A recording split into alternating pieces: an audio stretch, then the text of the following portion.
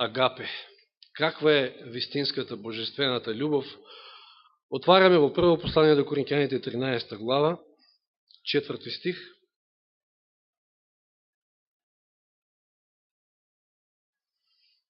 И видовме до сега дека љубовта е долго трпелива.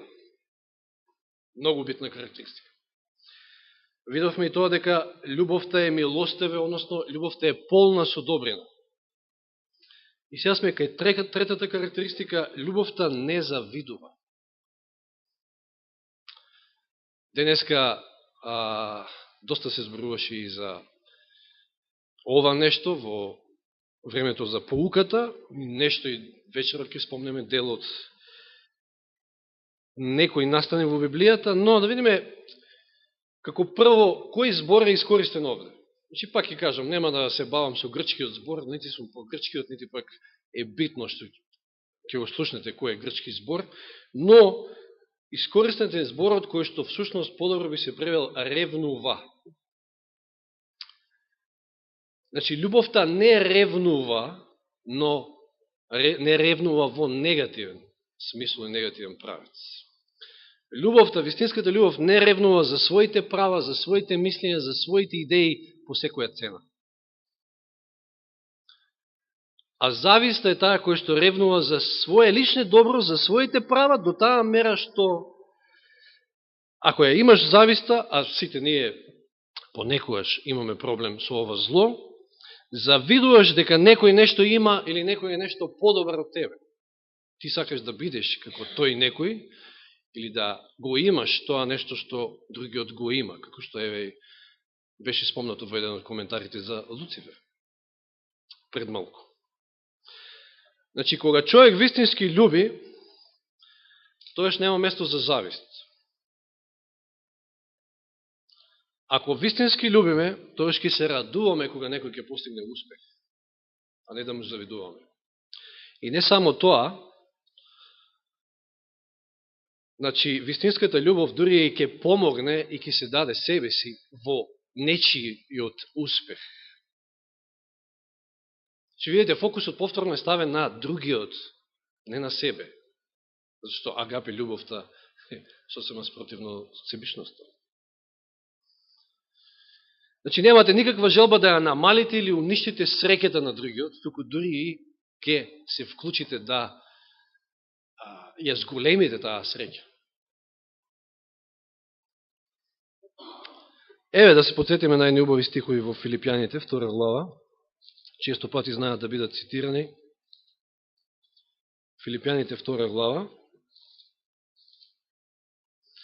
И читаме од првиот стих.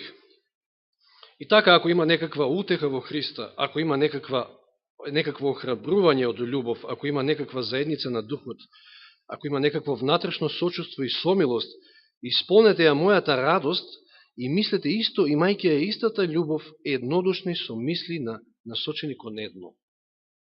Не правете ништо од надпреварување или од суетно честолюбие.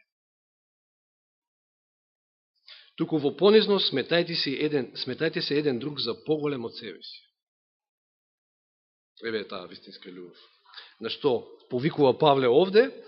Значи, не гледајки секој само на своето, туку секој нека гледа и на оно што се однесува на другите. Фокусот е на другите, не на себе. Имајте во себе истата мисла или истиот ум кој што беше и во Исуса Христа. И сега продолжува и ја покажува која е вистинската љубов. Не е она кој што завидува или пак се бори за своите права. Исус ги оставил своите права, го оставил небото. И така како има право на него, кој иако во Божие обличие не го сметаше како грабното тоа што е еднаков со Бога, туку се лиши сами од себе си, изеде обличие на слуга, станувајќи сличен со луѓето. Зошто? Ни сето ова требаше Исус да помине? За наше добро, за наша среќа, за нашиот успех, за да ние успееме, за да ние бидеме спасени. Остави се, ја остави таа величина. Го остави престолот, се симна и стана човек како еден од нас, за да ние успееме. И откако се најде во лик како човек, тој се понизи сами од себе си и стана послушен до смрт, дори до смртта на крст, затоа и Бог го превозвиши и му подари име што е над секое име. прекрасни стихови кои што кажуваат можеби се. Што е љубовта и каква е љубовта? У љубовта нема завист, а ова зло е навистина, значи кога рековме ревнување, самиот израз опфаќа силни чувства, то се силни чувства, то се разорни чувства, кога станува збор за зависта. Еве да читаме Пословици 27.4. Пословици 27.4. Колку е разорна љубомората или зависта, иако не се баш исто, ќе спомнеме малку попосле. Значи 27.4. Јароста е свирепа и гневот е жесток. Че видите изрази свирепо, жестоко. Јароста е свирепа и гневот е жесток, но кој ќе ги одолее на љубомората? Многу повеќе од свирепа, многу повеќе од жестока знае да биде љубомората или завист. Разликата во тоа што завист е кога посакувате нешто што некој друг има, сакате вие да го имате, а љубомората е кога љубоморно го чувате она што е ваше, што ви припаѓа на вас, за да не го изгубите. И тука можете и во двете, и во завист и во љубомората, да ревнувате во позитивна насока, но и во негативна. Што кажал Бенџамин Франклин?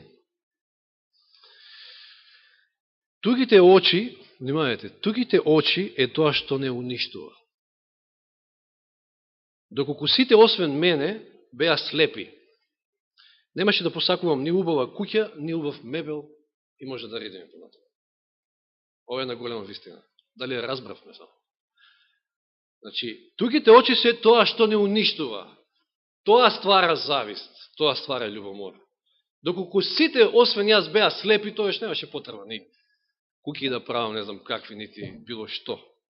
И дека е тоа вистина, прочитав една друга мисла, дека доколку љубомората и зависта ги тргнете настрано на американското општество конкретно, се вели дека американската економија би колабирала во истиот момент. Кој да има поново, поубаво, не знам, понов модел на iPhone или било што, мислам, јас тоа го гледам кај луѓе кои што ми се блиски. Не за овде, не зборувам, не е битно, не сакам ни да ги спомнувам. Тоа е, мислам, човечко. Тоа е човечка слабост. Тоа е слабост која што можеби не е толку видлива, не се гледа, меѓутоа е уништувачки разум.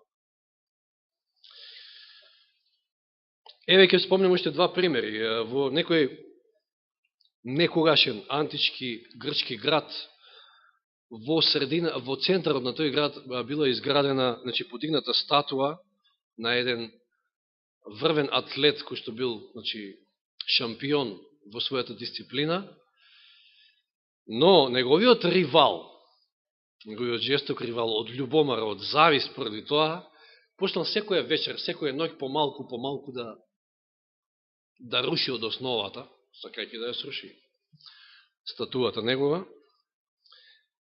И едно утро рано граѓаните во тој град имале што да видат. Статуата срушена, а под неа овој ривалот што бил загинал на лице место. Многу убава слика за тоа кон што води зависта, кон што води љубомората. Еден друг пример. Дали сте слушнале за композитор на опери, италијански композитор на опери, воедно и диригент Тоскани. За него сте слушнале, веројатно. Но дали сте слушнале за Маскани, исто италијански композитор на опери и диригент?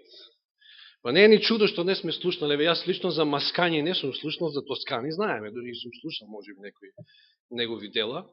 Едно време доста слушав класика, па и денеска, понекојаш. Затоа што Тоскани бил оној кој што бил врвниот, најдобриот на времето, а Маскани бил неверојатно љубоморен. Значи имал опак карактер воопшто како човек. И што се случува? Во некој мало градче тамо италијанско требало да има музички фестивал и организаторите, одборот на организацијата на тој фестивал одлучувале кого да повикаат, кој да диригира со оркестарот, дали Тоскани или Маскани. И овој Маскани толку љубоморен отишел директно во одборот и им предложил, им рекол, знаете ли што, Јас ки диригирам под еден услов. Да бидам платен повеќе отколку Тоскани. И во ред, тој се сложиле, нема проблем. Настапил Маскањи и на крајот добил 1 лира за својата завршена работа, затоа што Тоскани сакал без пари да настапи. Кога Маскањи развел за ова, од срам не може да се појави.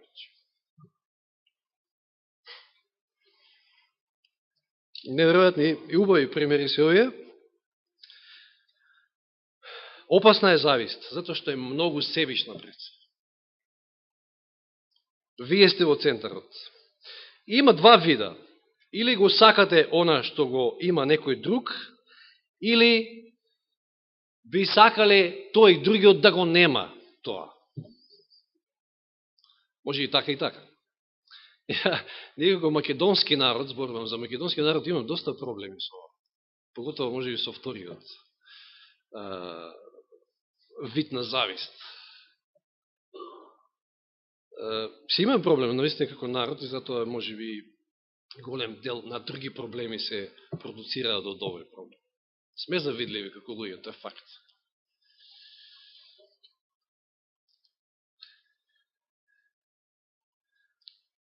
Знаете, кога некој е завидлив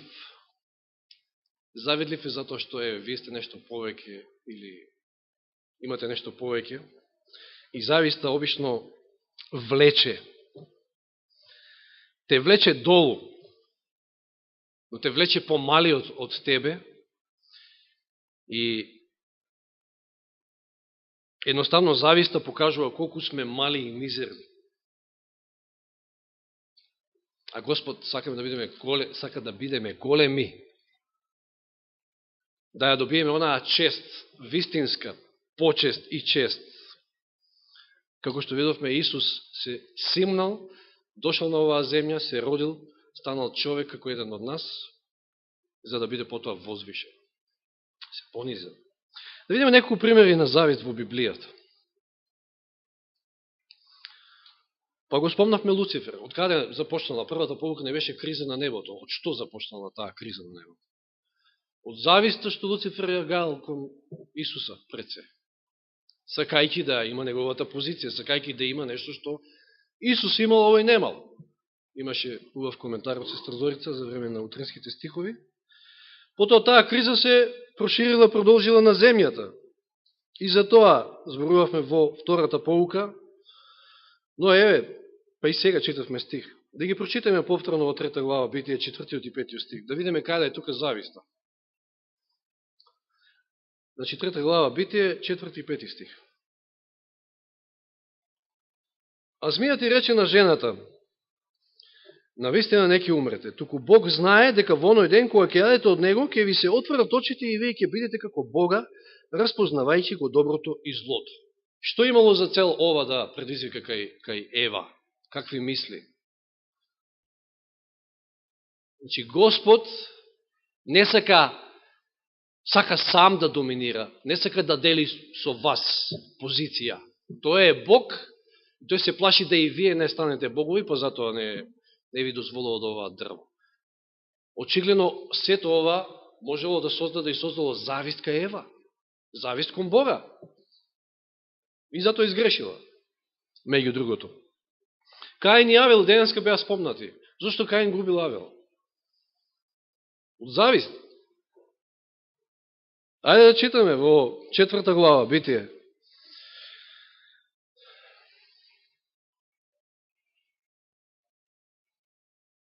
Трети стих, 4. И еден ден Каин му принесе на Господа жртва од плодовите на земјата, а и Авел принесе од прво родените на својот добиток, и од мрсното Господ погледна милостиво на Авела и на неговата жртва, а ни поглед не сврти кон Каин и неговата жртва. И затоа Каин се налути многу и лицето му се смени. Потоа Господ му се обраќа и му вели: зошто си лут? Зошто ти е сменето лицето? Имаш проблем. Гревот ти е пред вратата. Имаш страшен проблем. Зависта е навистина голем проблем. Уништувачки делува. И знаеме дека после тоа дошло до убиство. Че видите докаде доведува завист. Тоа се силни чувства, ревнување во негативен смисло и правец. 16 глава Битие, имаме и тука еден пример. Денеска се спомна Аврам, меѓутоа овде во главна улога се Сара и Агара. Значи Сара не можела едно известно време да роди, па самата таа му предложила на Аврама да легне со Агара, со слугинката и на тој начин ќе добиеме, вели таму, син. Сега може да читаме 16 глава Битие. Од први стих, Аврамовата жена Сара не му роди деца, а имаше слугинка египетка по име Агара. И Сара му рече на Аврама, гледаш, Господ ме направи неплодна. Влези кај мојата слугинка, може би ќе добијам деца. Вели, влези кај мојата слугинка, може би ќе добијам деца. Чудно. Аврам ги послуша Сарините зборови и така откако Аврам престојуваше 10 години во хананската земја, неговата жена Сара ја зеде Агара египетката, нејзината слугинка, и му ја даде на својот маж Аврам за сопруга. Тој влезе кај Агара и таа зачна, а кога виде дека зачна, гледаше со презирање врз својата господарка. Што мислите што ова создало кај Сара кон Агара? Сара немала нешто што Агара има. Завист.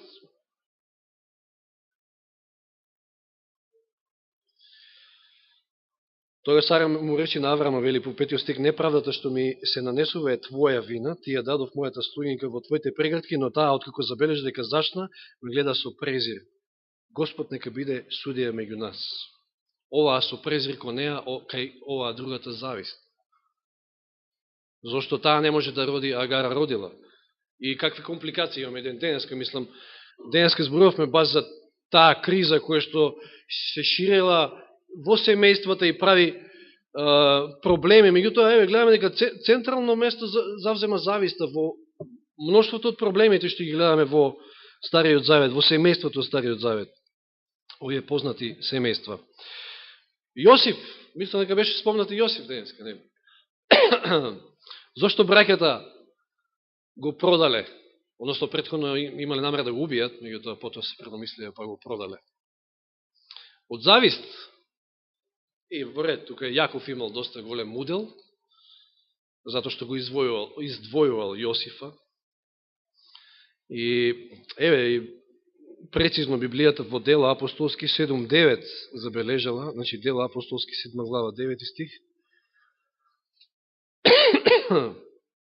Вели, а патриарсите му завидоа на Јосифа и го продадоа во Египет, но Бог беше со него. Видовме денеска како Јосиф сето тоа го претрпе, но зборуваме сега за зависта. Како големо зло.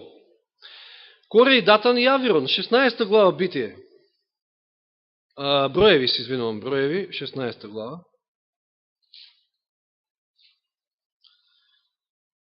Од првиот до трети стих да се подсетиме на овој момент. Коре син Исаров, син Каатов, син Левиев, па Датан и Авирон синови Елијавови и Јавнан син Фалетов, Рувимови потомци, се дигнаа против Мојсија заедно со 250 израелеви синови, главатари на заедницата, углени во собранието и познати луѓе. Тие се собраа околу Мојсија и Арона, велејки им, вие ја преминувате мерата. Сета заедница, сите незини членови се свети. Господ е и среде нас, зашто тога се возвишувате над Господовото општество? Од што е ова? Ова е од завист, од ништо друго. Му наоѓаат замерка на Мојсија, демекете сега он си замислува нешто посебно. Мене еднаш ми беа упатени зборови овде, иако ја верувам дека никој од вас не ме доживува мене како некој, не знам. Човек со слабости, како и сите нас, меѓутоа, еднаш ми беа упатени зборови, не проповедник, како сакаш и крокодил биди.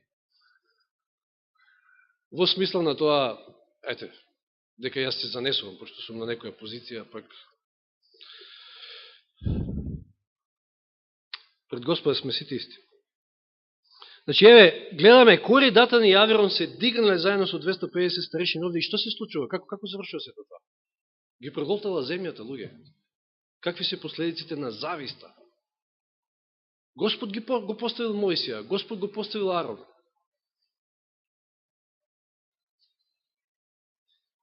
Марко 15 глава, ајде да отвориме Марко 15 глава, се малку Нови Завет, Новиот Завет, 15 глава Марко, читаме од 6, па и не мора од 6, но добре, од 6 стих, ова е познат настан, но да видиме зошто и како Исус заврши на крстот. Зошто беше предаден од свештениците. А на секој празник, 6 стих, им пушташе по еден затвореник, кога ќе го побараа. Беше во окови, наречениот Варава, со своите собунтовници, кои во буната беа извршили убиство. И народот извика гласно и почна да го бара она што секојаш им го правил. Значи, за секој празник Пилат им пуштал по еден, а Пилат им одговори, велејки, сакате ли да ви го пуштам јудејскиот цар, зашто знаеше дека првосвештениците го предадува од што? Од завист. Зошто се појавила завист кај првосвештениците? Почнале да ги губат луѓето. Почнале луѓето да одат по Исуса. Била загрозена, мислам, самата позиција, работа, се. Обстанокот понатаму. Дури и нашиот Спасител заврши на крстот заради зависта на првосвештениците. Дела 13 глава. Че ве спомнуваме накратко помалку, а повеќе примери, да видите дека навистина изобилува Библијата со примери на ова зло. Во Антиохија Писидиска Павле и Варнава проповедаат, да скратиме да не мора да читаме сите стихови, проповедаат таа сабота, им се допаднало проповедањето и потоа ги повикуваат и следната сабота да дојдат во синагогата и се собра вика целиот град таму. Еве да читаме. 13 глава Дело апостолски. 42. И кога излегуваа, ги молеа да им ги проповедаат овие зборови во идната сабота. Кога собирот се разотиде, многу јудејци и прозелити кои го почитуваа Бога, појдоа по Павла и Варнава. Тие им зборуваа и ги наговараа да останат во Божјата благодат. А во идната сабота се собра скоро целиот град да го чуе Божјето Слово. А кога јудејците видоа множество, се исполнија со завист и со хулење говореа против Павловите зборови. Павле имал голем проблем со јудејците. Ќе видиме и некои од другите стихови. Завист затоа што собрале цел град.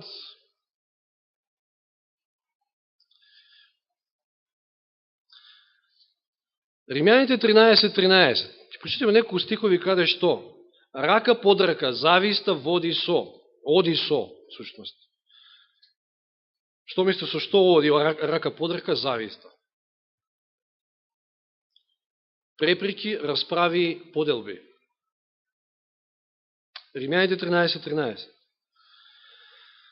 Да одиме пристојно како дење, не во гозби и пијанки, не во блуд и страстолюбие, не во преприки и зависти.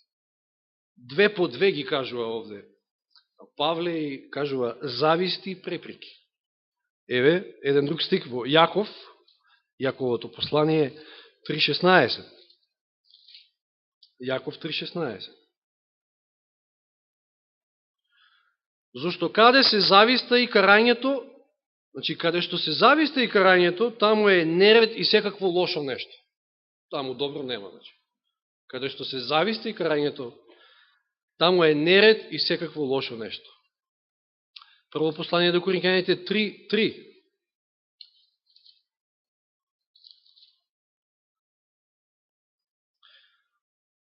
Интересен стих, многу јасен, вика, зошто сте уште телесни? Не сте ли телесни и не живеете ли како обичните луѓе, што меѓу вас има завист, спорови и поделби? Завист, спорови, поделби, расправи, тоа е ознака на телесни луѓе.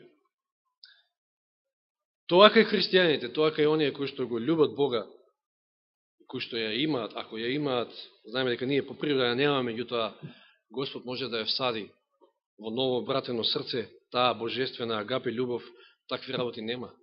Не смеат да постојат. Јаков, 4 глава, повторно се вратиме во Јаков, Јаково послание, 4 глава, и овие се убави стихови од 1 до 3. Од каде се војните и од каде се борбите меѓу вас? Не доаѓаат ли од вашите страстни желби што се борат во вашите членови? Сакате и немате. Убивате и завидувате. И не можете да постигнете. Се борите и војувате, немате зошто не молите. Барате, но не добивате. Зошто? Затоа што барате погрешно, за да го трошите во вашите страстни желби.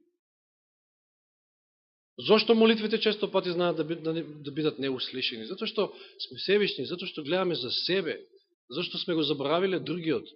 На другиот му љубомориме што има повише од нас. И ете борби, ете расправи, ете поделби. Што да се прави? Што да се прави со оваа наша грешна природа? Што да се прави со ова големо зло, завист? Да се подсетиме на уште еден случај. Саул го гонел Давида. Со години Давид, кој што бил веќе поставен за цар од Господа, бил гонет од Саул, кој што веќе не е цар. Мислам, се уште го држи местото, меѓутоа не е во Господовите очи цар. Зошто? Зато што му е загрозено местото, позицијата му е загрозена. И поради завист, нормално. Од тоа се јавува завист. Но, што гледаме кај Јонатан, сега некој ќе рече, па Јонатан немал причина да му завидува на... Како немал причина? Па нели е син на Саул? Тој би требало да дојде како следен,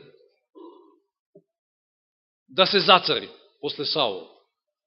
Значи, Јонатан имал причина да биде завидлив, но, што гледаме кај Јонатан? Јонатан бил најблискиот, најдобриот пријател со Давид. Еве, 1 Самуилова 20:17. Прекрасен стих, 1 Самуилова 20:17. Само ова да го памтите од ова проповед доволно. Значи, 1 Самуилова 20:17, затоа што ова е решението на овој проблем, на зависта.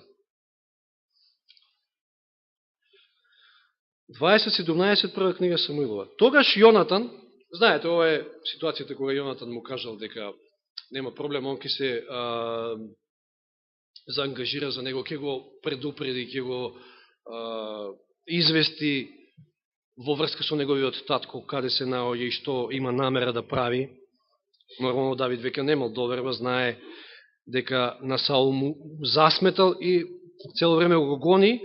И сега вели во 17 стих, тогаш Јонатан му се заколна уште еднаш, дури му се заколна, значи, на Давида во својата љубов, зашто го љубеше со сета љубов на својата душа. Или го љубеше со сета своја душа во другиот превод.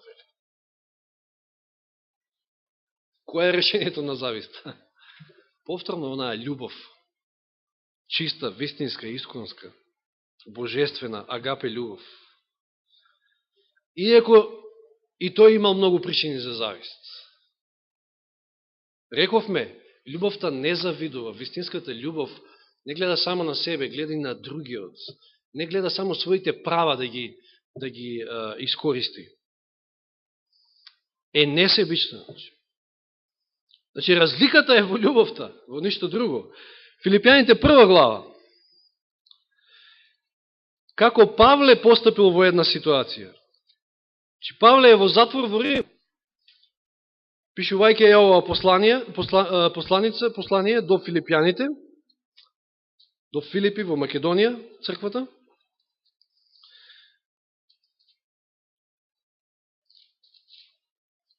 Значи Филипјаните, 1 глава. И видите што вели од 12 стих Павле овде. А сакам да знаете, браќа, дека ова што се случи со мене помогна мощне многу за ширење на Евангелието.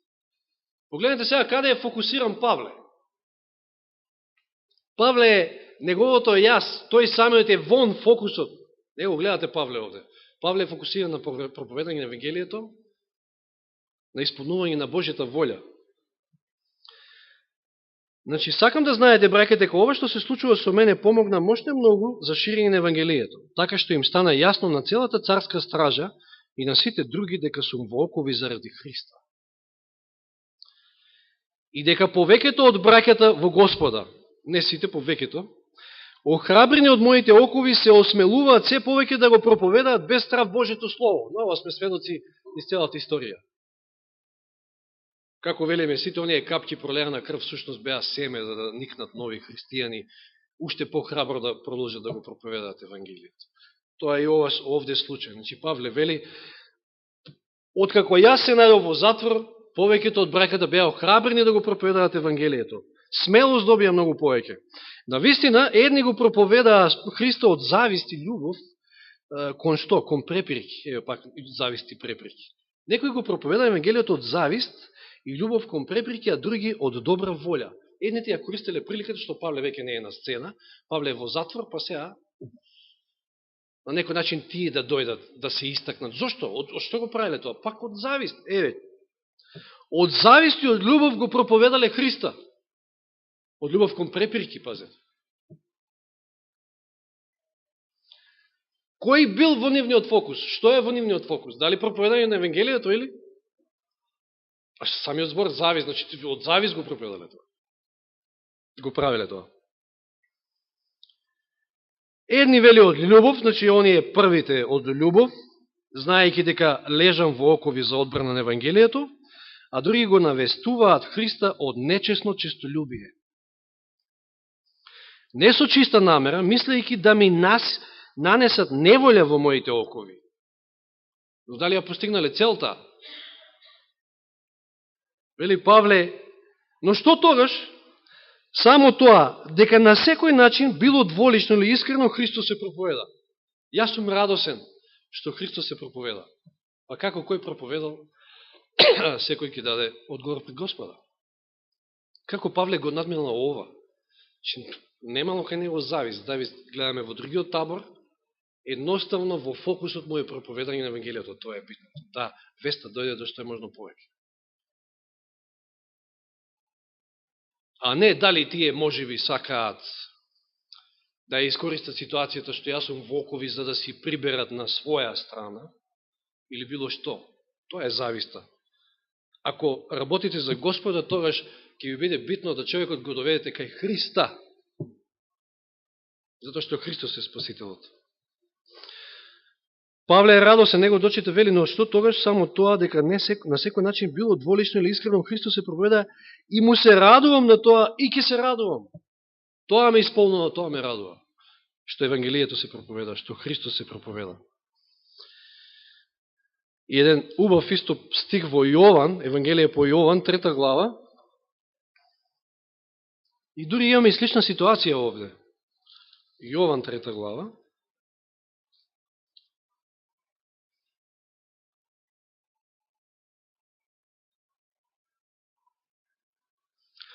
И така настана препирка. Зошто? Заради завист. Каде има завист, тамо и препирки. И така настана препирка меѓу Јовановите ученици и еден јудеец околу очистувањето. Од каде сега? Па крштевање. Или Јован дошол да крштева, па нели е доволно да си ги измиеме рацете, нозете, она церемониално чистење и така натаму препирка, расправија и дојдоа при Јована и му рекоа: учителе, че ова се дел од учениците на Јован, ене оној кој беше со тебе на онаа страна на Јордан, за кого ти сведочеше, тој крштева и сите одат при него.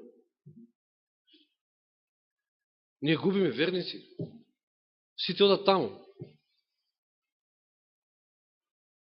Јован одговора и вели: не може човек ништо да земе ако не му е дадено од небото.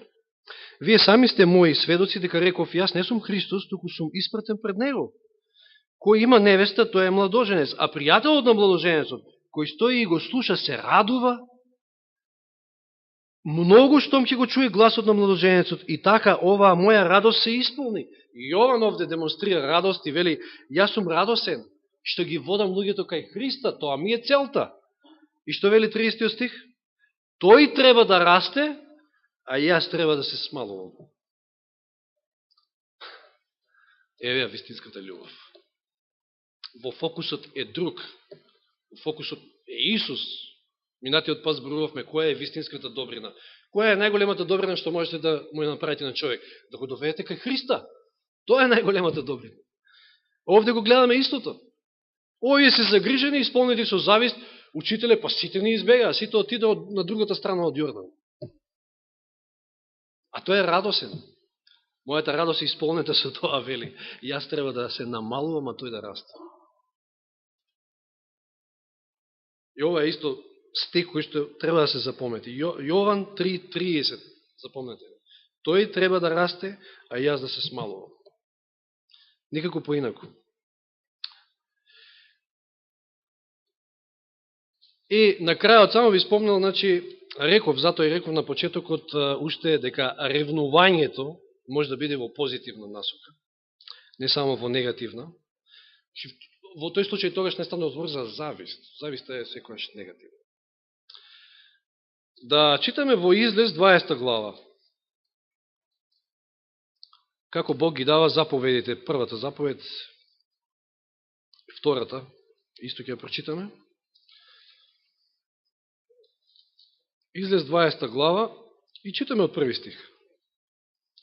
Да направиме разлика сепак со вакво ревнување. Тогаш Господ ги изговори сите овие зборови. Јас сум Господ твој Бог, кој те изведе од египетската земја, од куќата на робството. Не ќе имаш никакви други богови покрај мене. Не ќе си правиш врезан лик, ниту некаква слика на она што е горе во небото или долу на земјата или во водата под земјата. Не ќе им се поклонуваш, ниту ќе им служиш, зашто јас сум јас Господ, твојот Бог, сум ревнив Бог. Или во превод, љубоморен. Каква е ова љубомора сега? Каква е ова ревност? Ова е позитивна ревност. Господ не сака да ги изгуби, да ги дели луѓето, значи оние кои што ги люби, ги возлюби со вечна љубов со други, така наречени непостоечки богови. Не сака да ги изгуби. Од таа преголема љубов, што ја има. Слично нешто денеска се спомна во Јован 2 глава. При првото чистење на храмот. Што направил Исус? Влегува во храмот на почетокот од својата служба и ги истерал сите оние менувачи, избутал таму и пари и се што ќе нашол. И учениците го гледаат тоа и што велат. 17 стих од 2 глава. Неговите ученици се сетија дека е напишено: ревноста за твојот дом ме изеде. Ова е дел од еден псалм, цитиран псалм. Каква е оваа ревност? Ревноста што покажува Исус на дело. Ревноста за домот Божи, ревноста за Божето дело. Камо да имаме таа ревност? Тоеш многу други работи ќе бидат поинак. Јас би завршил овде во Галатјаните 4 глава, имаме исто еден интересен момент, 4 глава Галатјаните. Толку е веќе и времето.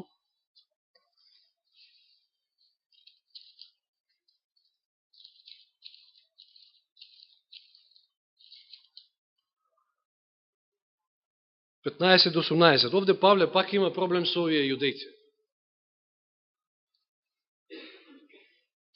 Односно и со самата црква во Галатија.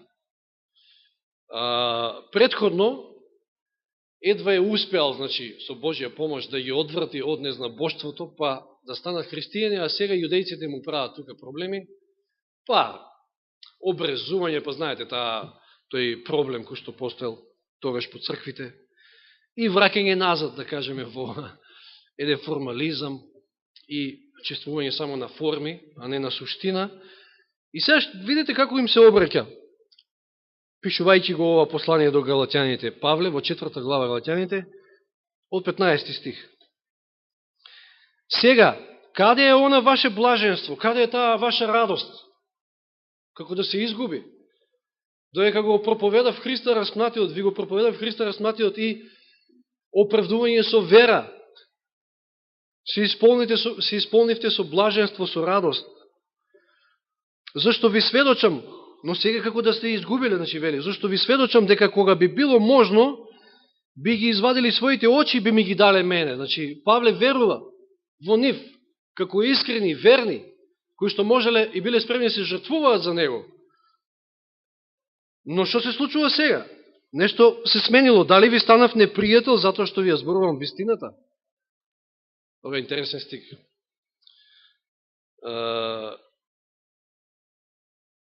Кога ја зборувате вистината, ќе имате многу непријатели. Тоа е зацртано. Како така. Вели, дали ви станав непријател затоа што ви ја зборував вистината?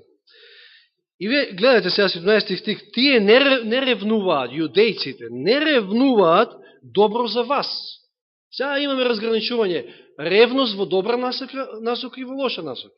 Значи, тие не ревнуваат добро за вас, туку сакаат да ве одвојат за да ревнувате за нив. Гледате ли разликата? Ревнување за добро, ревнување за Бога, за Неговото дело, за Неговата црква, за спасение на луѓето, и ревнување за човек, ревнување за организација, земете, ревнување за било што. Тука е огромна разликата. Павле им обрнува внимание и вели, тие не ревнуваат добро за вас, туку сакаат да ве одвојат од мене, па да ревнувате за нив. Меѓутоа, добро е секојаш да ревнувате во доброто, вели Павле. Па дури тогаш кога не сум со вас, че јас ве поучив, не мора стално да видам со вас, добро е да секојаш ревнувате за доброто. Ваков сличен речник имаме и во Римјаните. Реков овој последен стих, меѓутоа ми текна на Римјаните 10 глава. Повторно Павле вели, браќа, во први стих, браќа, желбата на моето срце и моја молитва кон Бога за нив е да се спасат. Зошто сведочат за нив дека имаат ревност за Бога, но без правилно знаење. Повторно некоја искривена ревност. Зошто, каква е таа ревност? Имено не знаејќи што е Божјата правда и сакајќи да ја воспостават својата собствена, не и се покорија на Божјата правда. Повторно, значи, станува збор за церемонии, дали е тука во прашање обрежување, дали е па и легализам, значи законот во центар, но меѓутоа законот милост, а нема Господ, нема Исус, нема. Верувам дека видовме и правиме разлика од тоа што е ревност во вистински правец и во негативен. Она во негативен секојаш завист. Секојаш вие сте во центар и љубоморите сте зависни кон другиот затоа што не сте како него, го немате тоа што тој го има и така натаму, така натаму. Меѓутоа вистинската ревност е ревнување за Божјото дело, ревнување за спасение на душите, носејќи ги кај Христа. Љубовта не завидува. Вистинската љубов не завидува. Лесно е, ќе кажам пак, ова да се проповеда, но тешко е да се живее. Е факт. Само сме до третата карактеристика, има уште 12. И нема кој не може да се пронајде во ова, и тоа е и целта, всушност, да се пронајдеме, да се молиме на Господа, да ги исправиме нашите грешки, нашите мани, да бидеме чисти, безпрекорни, затоа што, пак ќе кажам, за мене е најбитен карактерот, ништо друго. Слава на Господа, нека му е, затоа што прави се за наше спасение. Амин.